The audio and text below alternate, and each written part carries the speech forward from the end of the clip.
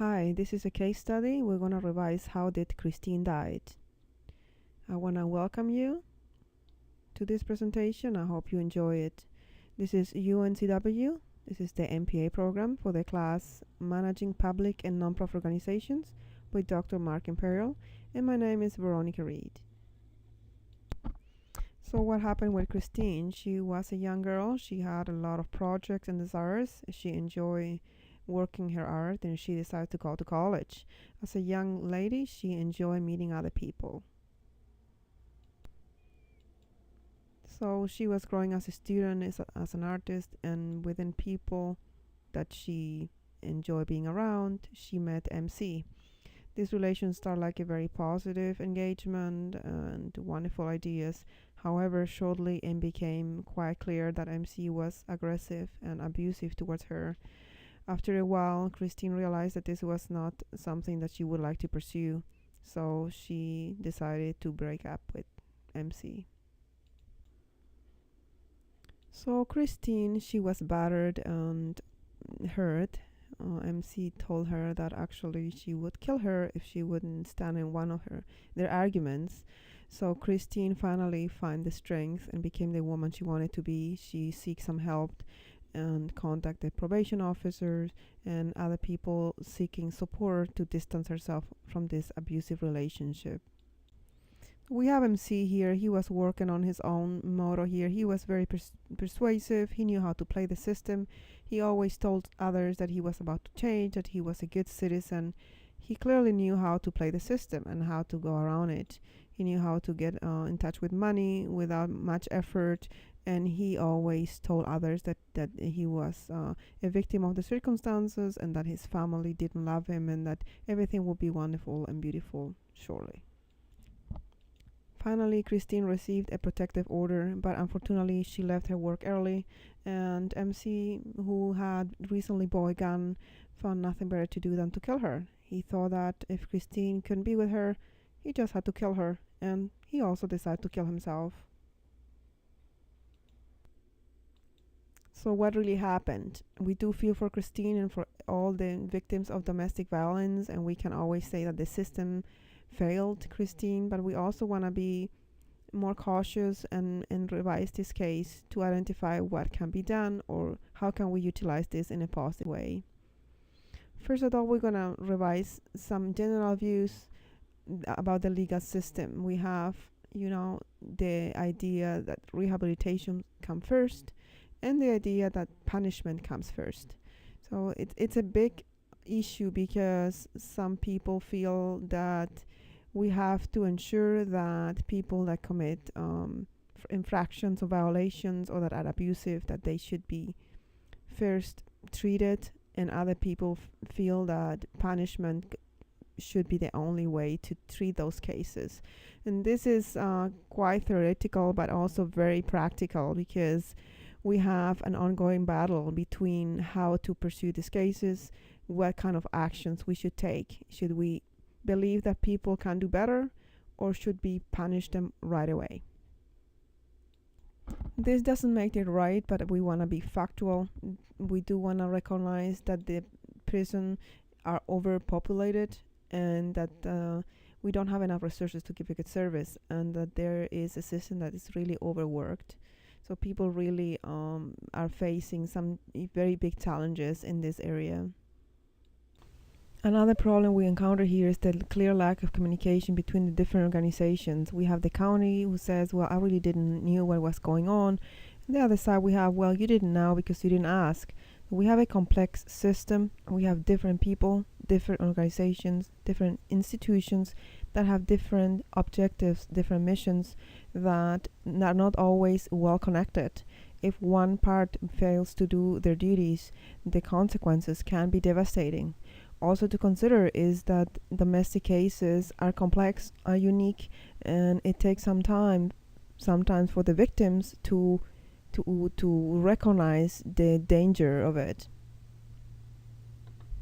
Another problem that we have here is the lack of cooperation. The mental health center in Boston, they treated MC in some ways, but they let him go. At the end of the day, they felt he was a good citizen, he needed a chance, so they let him go.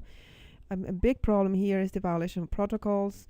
MC was released after 3 months of violation of probation, which is quite a problem.